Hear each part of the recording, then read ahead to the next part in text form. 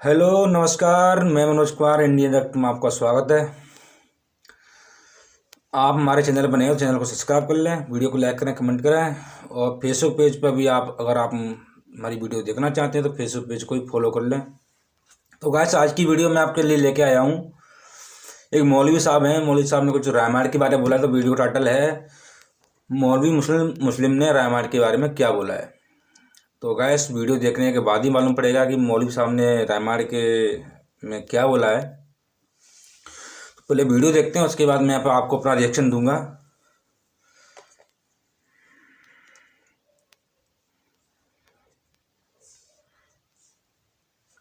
Count down करते हैं, 1 2 3 and start. Hindu धर्म में तो इतना पर्दा है कि वाल्मीकि जी की रामायण अगर आप पढ़ेंगे तो उसमें यहाँ तक लिखा है कि रामचंद्र जी की पत्नी सीता का जब हरण हुआ और रावण लेके जब भागा तो हनुमान और लक्ष्मण जब तलाश करने के लिए गए तो सीता जी बड़ी चालाक थी। कहीं चप्पल फेंक गई, कहीं नथुनी फेंक गई, कहीं दुपट्टा फेंक गई, कहीं चप्पल फेंक गई, कहीं कड़ा फेंक गई। हनुमान एक एक चीज, ये चप्पल किसकी है? लक्ष्मण कहते मेरी भाभी की है, सीता की। चलो इसी रास्ते से ले गया। और आगे के दुपट्टा मिला, ये दुपट्टा किसका है? का ये दुपट्टा भी मेरी भाभी का है, सीता का। चलो और आगे चलो, इसी रास्ते से लेकर गया और आगे बढ़े। एक एक चीज हनुमान जी देते गए और लक्ष्मण पहचानते गए। लास्ट में नाक में पहनने वाली नथुनी मिली, नथुनी।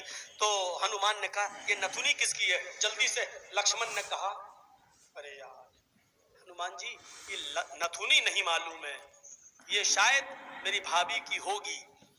हनुमान ने कहा सारी चीजें पहचान गए, नथुनी कह रहे होगी। तो हनुमान जी के इस प्रश्न पर क्या जवाब दिया लक्ष्मण ने? हनुमान जी, ये नथुनी अगर मेरी भाभी की थी भी तो मेरी भाभी नाक में पहनती थी, इसलिए मैं नहीं पहचान पा रहा हूं, क्योंकि मैंने आज तक अपनी भाभी का चेहरा नहीं देखा। कहा क्यों? कहा वो मेरी भाई की पत्नी है सीता, मेरे भाई की राम की पत्नी है। मैं कौन होता हूं उसको देखने वाला, उस पर नजर डालने वाला, उसके चेहरे को देखने वाला?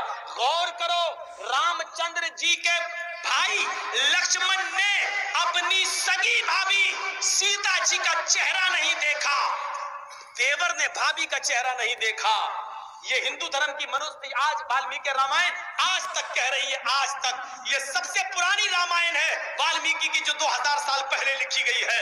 आज तक उसके अंदर ये लिखा है कि राम के छोटे भाई लक्ष्मण ने सीता का चेहरा नहीं देखा। आज भी बहुत सी सही बोल रही है। स्त्रियां जब ट्रेनों में हिंदू की सफर करती हैं तो आप देखिए साड़ी पहनकर ऐसे लंबा घूंघट ऐसे मार लेते हैं। ये बात सही नहीं है। आपका जवाब मैं लास्ट में दूं, जाके आपको रिएक्शन में दूंगा जवाब। सभ्य समाज की उसी वाल्मीकि रामायण पर अमल करते हुए वो किसी को अपना चेहरा दिखाना गवारा नहीं करती। अल्लाह की मार ऐसी पड़ी, कल तक जो पर्दे का चेहरा छिपाने का मजाक उड़ाते थे, आज अल्लाह ने सबके चेहरे छिपा दिए। छिपाओ, डालो मास्क अपने मुंह पर।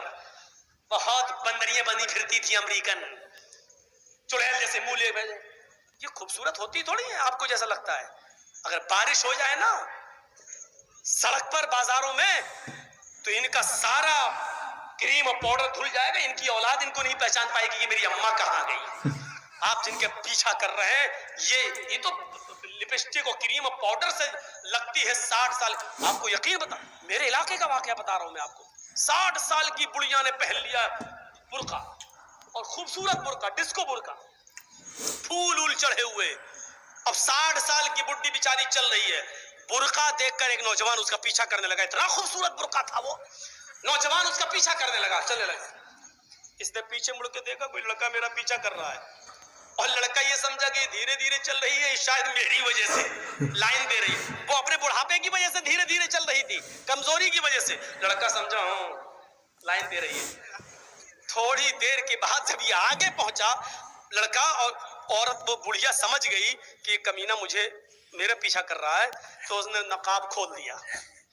खूबसूरत नकाब, वो बूढ़े लगे, नकाब खोल के कहती बेटा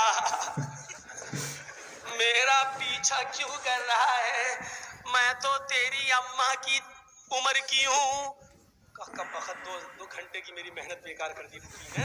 हमें क्या मालूम है, खोदा पहाड़ निकली चुईया। तो लड़के को भी गुस्सा आया, कहने लगा अरे अम्मा हम अपने लिए नहीं अपने अब्बा के लिए ढूंढ रहे थे। सोचा कुछ तो कह दूं इस बुढ़िया को, हैं? इस उम्र में तू इतना खूबसूरत बुर्का पहन के जा रही है, फूल सजे हुए। लड़का सोचने लगा जब बुर्का इतना खूबसूरत है तो बुर्के वाली कितनी खूबसूरत होगी, लगा उसका पीछा करना है। लक्ष्मण ने अपनी भाभी का चेहरा नहीं देखा। हर पढ़िए हदीस, अय अल्लाह के रसूल अराइतल हम्वा या रसूल अल्लाह, अय अल्लाह के नबी देवर के बारे में आपका क्या ख्याल है? क्या मैं देवर से पर्दा करूं? एक ही घर में होते हैं, देवर और जेठ का आना जाना रहता है, हमारे अपने रिश्तेदारों का आना जाना रहता है।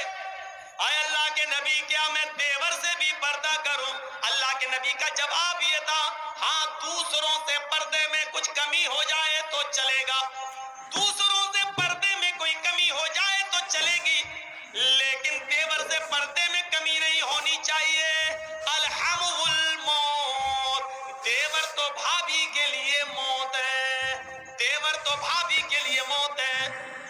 जिस देवर से सबसे ज्यादा पर्दा है, आज हमारी औरतें, हमारी माँ बहनें देवर से ही सबसे ज्यादा खुली होती हैं। जो मजाक शौहर से भी नहीं करती वो देवर से कर लेती हैं। और एक हम हैं, भाभी को घर पहुंचा दो, अपने छोटे भाई को कह रहे हैं भाभी को घर पहुंचा दो। और ऐसे ही ससुराल में हमारा हाल है, ससुर कह रहा है बेटा अपनी साली को जरा स्कूल छोड़े। मामले दोनों तरफ से गड़बड़ हैं। हमने अपने भाई पर इतना भरोसा कर लिया। सऊदी अरब का वाकया सुने हो ना, जद्दा वाला, एक औरत बेचारी दर्द से कराह रही थी, दर्द से, और जद्दा के टैक्सी ड्राइवर बेचारा, उसको कोई कस्टमर नहीं मिला तो वो रुमाल मुंह पे डाल के लेटा हुआ था। जल्दी से औरत आई उसके पास, देखिए मुझे दर्द से हो रहा है, बच्चे की पैदाइश की तकलीफ, जरा कोई करीब के हॉस्पिटल में लेके चलो, मुझे जल्दी से इलाज के लिए जाना है। ड्राइवर ने देखा टैक्सी ड्राइवर, उसने कहा भाई औरत परेशान है, पेट बड़ा, तो उसने जल्दी से टैक्सी खोली, और बहन बैठो, उसने जल्दी से बिठाया और चल दिया। जद्दा के हॉस्पिटल में लेके पहुंचा और उसमें एंट्री होती है, तुम लेके आए हो? हाँ।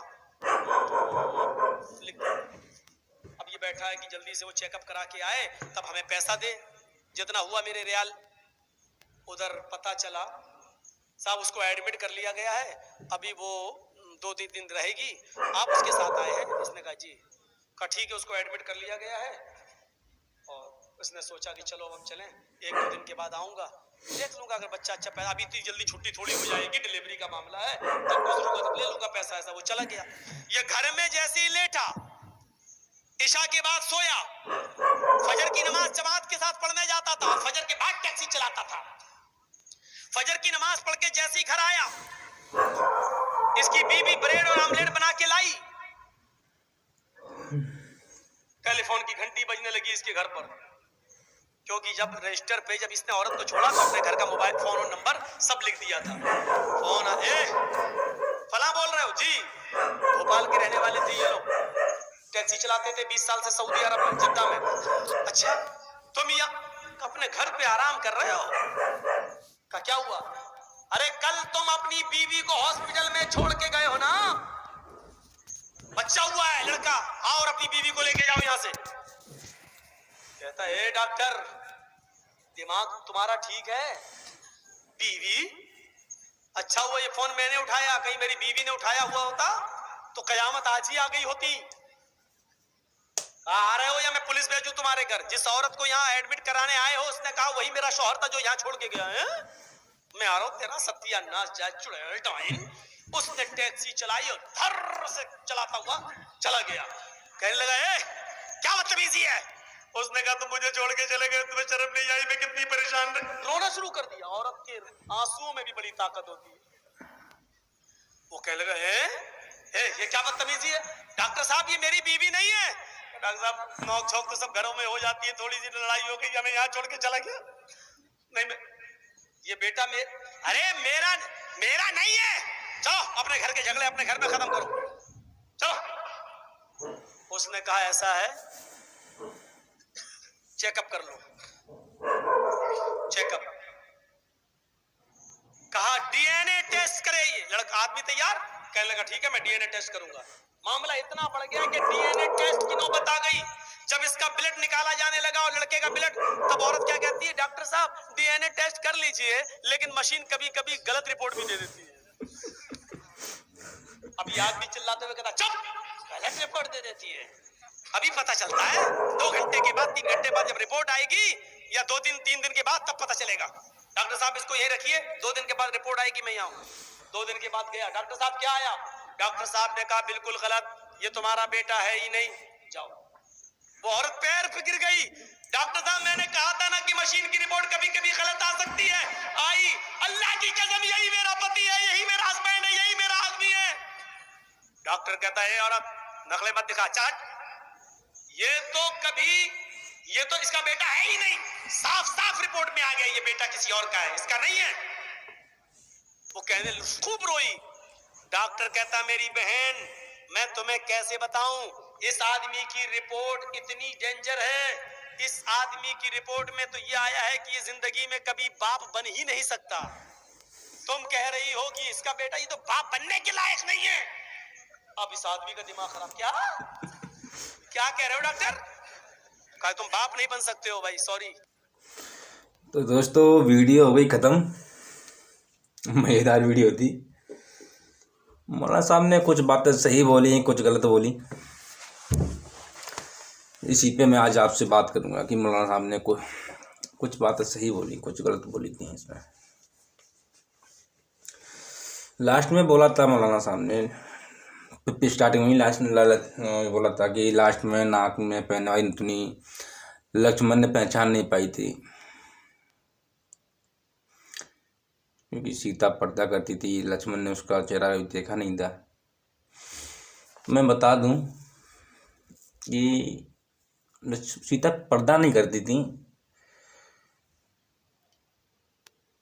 लक्ष्मण उनको अपनी माँ समझते थे, और उन्होंने कोई पैरों से ऊपर ना उन्हें कभी देखा ही नहीं था। वही शायद ये बात आपको रामायण में भी मिल जाएगी, आप देखोगे तो रामायण में साफ साफ लिखा है। इस वजह से नहीं देखा पहचान पाई कि वो पर्दा करती थी, पर्दा नहीं करती थी। उन्होंने भक्ति के बनीभूत होकर के उन्होंने उस चीज़ को नहीं देखा था, वो पैरों से कभी ऊपर देखा नहीं उन्होंने। ये तो गलत था। और बोला था मौलाना साहब ने कि आज भी हिंदुओं की लेडीज़ें, औरतें गाड़ी में बस में बैठती हैं, पर्दा करके बैठती हैं। सही है, आज भी पर्दा करके बैठती हैं, लेकिन पर्दा पता शुरू कहाँ से हुई? ये पर्दा पता शुरू हुई अकबर के ज़माने से। अगर विश्वास ना हो तो आप यूट्यूब पर या किसी सोशल मीडिया वेबसाइट पर खोल के देख लीजिए, आपको मालूम पड़ जाएगा कि पर्दा पता शुरू कहाँ से हुई। पर्दा पता शुरू हुई अकबर के ज़माने से, जब वो लोग हमारी औरतों पर हम लोग जुल्म करने लगे, तो हमारी औरतों ने ना पर्दा बेस्ट समझा अपनी शक्ल दिखाने को, अपनी सूरत छुपाने को। क्योंकि जब वो जवान खूबसूरत लड़की देखते थे तो गलत व्यवहार करते थे, इसलिए उन्होंने पर्दा महफूज समझा और पर्दा लगाने लगी। उसी टाइम से पर्दा प्रथा शुरू हो गई। ऐसा नहीं कि हमारे रामायण के उस ज़माने चली आ रही, उस ज़माने से नहीं चली आ रही पर्दा। ये पर्दा अभी से शुरू हुआ है, ज़्यादा कुछ टाइम नहीं हुआ है, और ये गलत है, ये हटना चाहिए।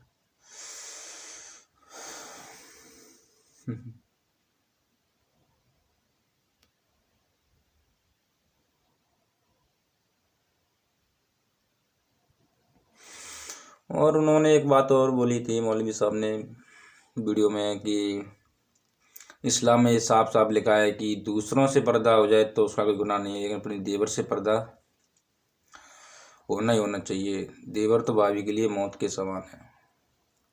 ये सही नहीं है। देवर भाभी के लिए तो देवर एक छोटा बच्चा, बच्चे की तरह होता है, एक बेटे की तरह होता है, तो वो क्यों मौत के समान होगा उसके लिए? उसका कोई बड़ा इशू नहीं है, क्योंकि देवर तो हमेशा भाभी को माँ समझता है। आज भी हमारे इंडिया में कल से चला आ रहा है कि भाई देवर के लिए तो भाभी हमेशा मां समान ही है।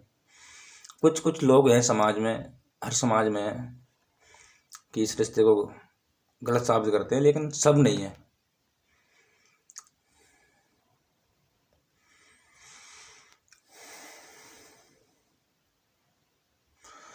लास्ट का जोक तो बहुत बड़ा ही था कि बाप नहीं बन सकता है फिर बेटा।